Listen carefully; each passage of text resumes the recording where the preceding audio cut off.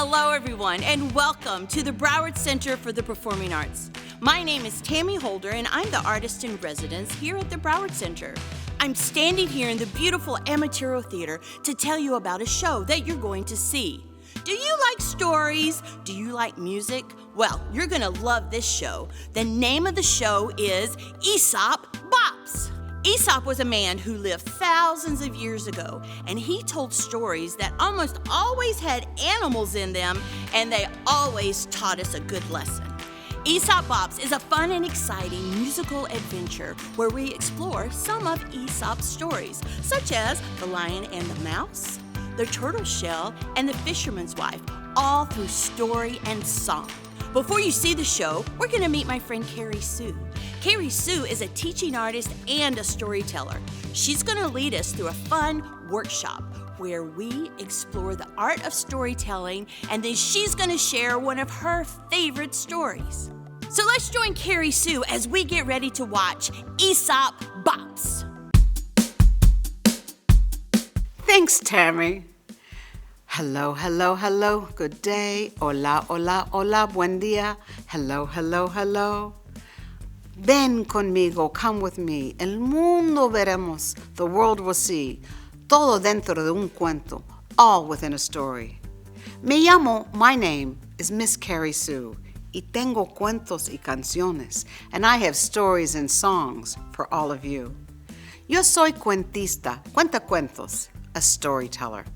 That means que hago el cuento, I do the story, usando mi cara, using my face, usando mi voz, using my voice y mi cuerpo and my body para pintar el cuento, to paint the story, paint the picture in tu mente, in your mind. When I tell a story, I don't need fancy sets or costumes. I can become the character and show you how the character feels and thinks and acts. I can use my face, my voice, and my body para echar el cuento, to tell the story. ¿Y cómo hacemos el cuento? How do we tell a story? Using all of these tools, the storyteller's toolbox. So I want you to think about it and listen when you're seeing and watching and listening to the story about all the elements, the parts of the story, and how we paint this picture in our minds. It's very easy to remember all the parts of the story. In fact, I have a little chant about it. You can do it. Conmigo, with me. It's as easy as this. Un cuento, a story. A story, a story. Your turn. A story, a story. Good job. Let it come, let it go. Yeah, you got it. Do it with me. Let it come, let it go. This is call and response. I'll call, you respond. Let's try that. What's in a story? Your turn. What's in a story? Good job. Make a C. The characters. Yeah, your turn. The characters. The setting. Ready? Your turn. The setting. That means where it takes place and when it takes place. Your turn. Where it takes place and when it takes place. The problem. Do, do, do. Come on, make it good, because if we don't have a problem, we don't have much of a story, right? Your turn. The problem. Do, do, do. Excellent. Solution. Your turn. Solution. We have to solve that problem. No problem. Your turn. No problem. Yeah. Beginning, the middle, and the end. Ready?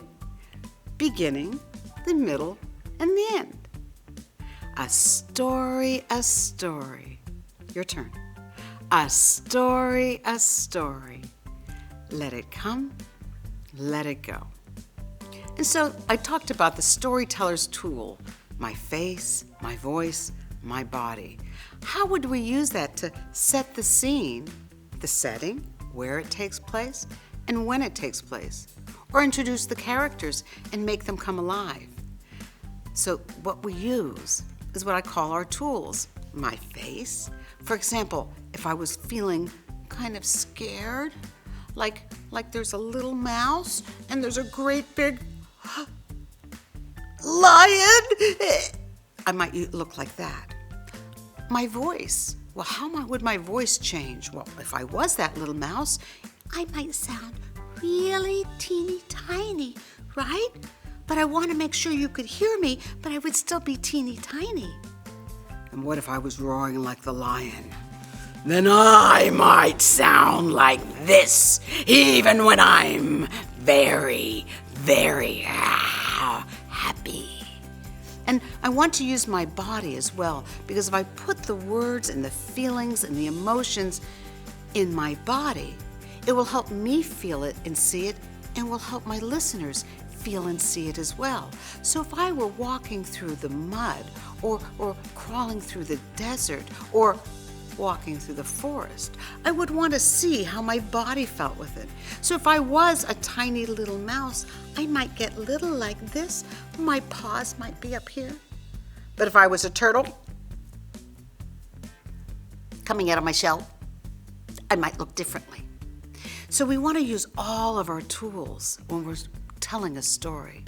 We want to use all our tools when we're listening to one as well. Now, the stories in Aesop's Bops are fables. They have animals in them, and they usually have a lesson. And stories like that are told all around the world. And I love to tell fables and folk tales. Folk tales just mean a story that's passed along by folk, people like you and me, from person to person to person.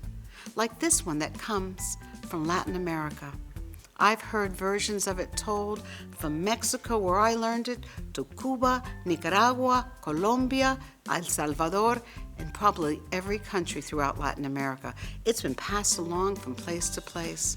So, of course, a lot of the time it's told in both English and Spanish, which is how I'm going to tell it to you.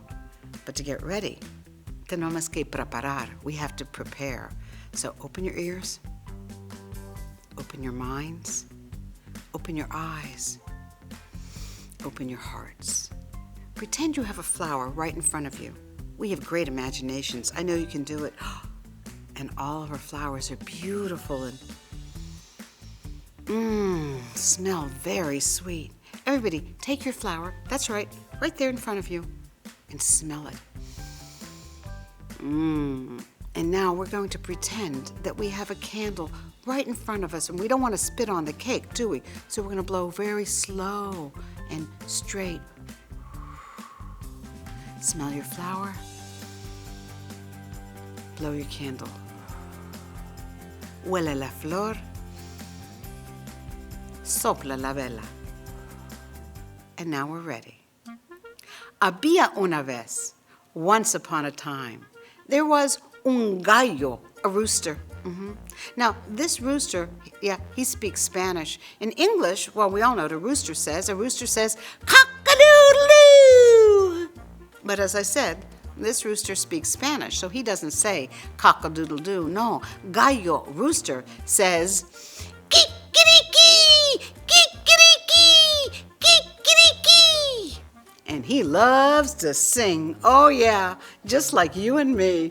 Oh, and he knew he could sing. He was quite proud of his singing voice. He told everybody who would listen that he had the best singing voice in all of the farmyard, probably in all of the land. So he was not at all surprised when he was invited to cantar, to sing for his tío Perico, his uncle the parrot's wedding. Now this wedding was going to be spectacular. Anybody who was going to be there for this wedding. La boda del tío Perico, Uncle Parrot's wedding. Oh, and he, Gallo, was invited to sing for all the huéspedes, for all the guests. Oh, well, that morning, he made sure he got up early so he would be preparado, prepared. He got up early. Y limpió su pico. He cleaned his beak. Shh, shh, shh. He combed back his bright red comb. He preened his plumas, his feathers. Shh. And he looked good. Y lo sabía, and he knew it too. You know it when you're looking fine sometimes, don't you? Well, he went out and he set off down the road to go walking down to La Boda, to the wedding of his tío Perico. And, well, it happened to be garbage day. You know when you put the trash out on the road for the garbage people to pick up? And as he was walking down the road, he saw right on top of a big old pile of trash, una mazorca de maíz, a big old cob of corn. Now, I don't know if you know it or not, but corn to roosters is like chocolate to some of the rest of us. He liked corn like I like chocolate. And when he saw that cob of corn hardly even touched, se veía bueno. It looked good. He went over and went, ooh, me lo voy a comer. I'm going to go eat it up. Sí. No. Mejor no. I better not. Si me lo como, if I eat that corn, me puedo ensuciar el pico. I might get my beak all dirty. No. I can't go with a dirty beak to the wedding and sing for all those guests. But it looked really good. Me lo voy a comer. I'm going to eat it up. Sí. Yeah. No. Sí. No. But every time he said sí, yes, he got a little closer and a little closer until por fin at last, se lo comió todo. He ate the whole thing up. Pero de repente se dio cuenta. All of a sudden he realized, híjole, oh no, mi pico, my beak.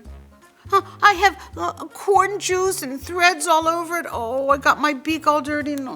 ¿Qué voy a hacer? What am I going to do? I cannot go and sing for all those guests con un pico sucio with a dirty beak. ¿Qué voy a hacer? What am I going to do? And that's when he noticed una margarita, a little daisy flower there on the ground. Oh, a white daisy con pétalos blancos with white petals, like clean cloth napkins. He looked to the daisy and said, Oye, tú, Margarita, yeah, I'm talking to you, huh? Levántate, get up. Levántate, get up. I want you to jump up here and limpiar mi pico, clean my beak so I can look good when I sing for all the guests at the wedding. Now, wait a minute. I think he forgot something. Did you notice? Did you hear him say por favor or please? Did he ask nicely? Well, do you think that Margarita, that daisy flower, wanted to help him when he was so rude? You're right, neither would I. And neither did she. She looked up at him and she said, now here's your turn to help me with the story. Take your fingers up like that. Get a little attitude in your bodies. Oh, good. In your faces and in your voices. Oh, good. Some of you have been practicing. That's good. That's right. And here's your part. You're going to get to say it with me. She answered him and said, No quiero. I don't want to. What'd she say? That's right. No quiero. I don't want to. ¿Cómo que no quieres? What do you mean, I don't want to? No, I can't go like this. So he looked around and that's when he saw, Borreguita, the sheep. He called to the sheep, hey you, Borreguita, sheep, get over here and nibble on that flower. Flower won't clean my beak. I can't go to my uncle's wedding looking like this. But he didn't say por favor or please, did he? No. So you know what that sheep said. Get your attitude ready. Help me. Sheep answered, No quiero. I don't want to. What do you mean, no? What do you mean you don't want to? I can't go like this. But then Gallo Rooster saw coming down the road el perro, the dog. He called to the dog. He said, Oye, tú, yeah, you perro, get over here. I'm talking to you. Get over here. I want you to nibble on that sheep's tail. Sheep won't eat the flower. Flower won't clean my pico, and I can't go to my uncle's wedding looking like this. Well, dog didn't appreciate being talked to so rudely either. He didn't even say por favor or please.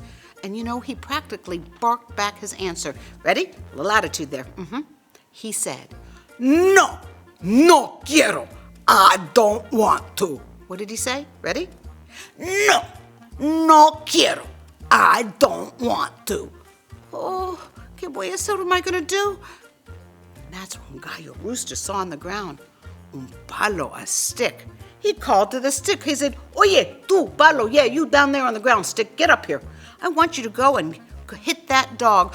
Dog won't bite the sheep. Sheep won't nibble the flour. Flour won't clean my pico, and I cannot go to my uncle's wedding looking like this. Well, you and I know violence is never the answer, and that stick didn't want to certainly do that. It jumped right up in the air. It looked just like this. And you know what it said, ready? No quiero. I don't want to. Ay, ay, ay, ¿qué voy a hacer? What am I going to do? Gallo Rooster looked around and he noticed una fogata, a little campfire. Somebody must have set a fire. Maybe they were out roasting marshmallows or something. He called to the fire. He said, Oye, tú, fuego. Yeah, you, get over here and I want you to burn that stick. Stick won't beat the dog. Dog won't bite the sheep. Sheep won't nibble the flour. Flour won't clean my pico. And I can't possibly go to my uncle's wedding looking like this. Well, I have to tell you something. Fire, at the best of times, is a bit hot-headed.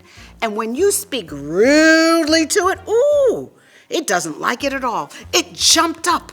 And you know how it answered. Ready? Attitude. Boy, it did have.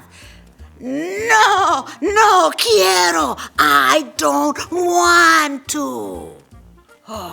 Oh, what am I going to do? Said the rooster. Gallo looked around and looked around. That's when he saw un charquito de agua, a little puddle of water. Must have been left there by the rain. He called to the water. He said, Oye, tú, agua. Yeah, you water. Get over here. And I want you to go out and put out that fire. You see, fire won't burn the stick. Stick won't hit the dog. Dog won't bite the sheep. Sheep won't nibble the flour. Flour won't clean my beak. And I can't possibly go to my uncle's wedding looking like this. Now, I have to tell you, water did not appreciate being talked to that way at all. She thought, how rude. And that water jumped right up. It looked like it was raining backwards. And you know what it said. Ready? Your part. No quiero. I don't want to. You too? Doesn't anybody know how to say something else? I don't want to. No quiero. And with that, Gallo looked up into the sky and he saw something. Brillante y caliente. Something bright and hot. Of course. It was the sun, el sol. He called up to the sun. Sol, sun, hazme un favor, do me a favor. Por favor, please. I want you to put your hot rays onto the surface of the water and dry up the water. You see, water won't put out the fire. Fire won't burn that's right, the stick. Stick won't hit that's right, the dog. Dog won't bite the sheep. Sheep won't nibble the flour. And flour just refuses to limpiar mi pico, to clean my beak, so I look good at my uncle the parrot's wedding. Well, he did something different this time, didn't he? El sol, the sun, heard him say, por favor, please. He asked him nicely. And when people talk to us nicely, aren't we more apt to listen? Yeah, of course. So at least the sun listened, and he looked down. He said, oh, tiene problema. You do have a problem. Pero yo soy el sol, but I am the sun. Y yo tengo un problema también. And I have a problem as well. Yo soy el sol, I am the sun, and everybody expects me to get up early every morning. And I really don't like alarm clocks. Pero Gallo Rooster, I have heard that you have a beautiful singing voice. Es verdad, is that true? Bawk, yep. Ki. I have a great singing voice. Ki. Oh, you do, said the sun. I'll tell you what. Si tú me haces un favor, if you'll do me a favor, I will do you a favor in exchange. If you agree to wake up early every morning y cantar and sing 3 veces, 3 times to wake me up early, I will do you this favor in exchange. Rooster looked at him, pensó, and he thought, sale y vale. You got yourself a deal. And with that, el sol, the sun, began to pour his hot rays onto the surface of the water. Well, when the water felt that, it changed its mind and started to jump over towards that fire. But when the fire saw that water coming, it changed its mind and started to go over toward the stick. And when the stick felt it getting a little warm around here, it jumped up and started chasing after that dog. But when the dog saw that, it went over and started to go after that sheep. But when the sheep saw that, Meh. It ran over and it was going to nibble on that flower. But when Margarita, the daisy flower, saw that, it jumped up and limpió el pico. He cleaned the beak of that gallo, of that rooster. Well, now he was able to go and sing and look good at his Tío Perico's wedding. But he had learned something. Before he left, he said, Gracias, flor. Thank you, flower. Gracias, borreguita. Thank you, sheep. Gracias, perro. Thank you, dog. Gracias, palo. Gracias, fuego. Gracias, agua. Thank you, stick. Thank you, fire. Thank you, water. Gracias, sol. Thanks, sun. Nos vemos en la mañana. I'll see you in the morning. Well, he went off, and I have to tell you, it was a beautiful wedding. Oh, all the guests were there. They were having a great time. There was lots of food and dancing, música and music. And of course, gallo cantó and rooster sang. But you know what happens when you go to parties like that? Yeah, you stay up late. When you stay up late, do you feel like getting up early the next morning? Neither did Gallo. He didn't want to get up early the next morning either. But Rooster, Gallo remembered, una promesa es una promesa. A promise is a promise. And if you give your word, you better fulfill it. So even though he was tired the next morning, se levantó tempranito, he got up really early. And he empezó a cantar, and he began to sing 3 veces, 3 times, to wake the sun.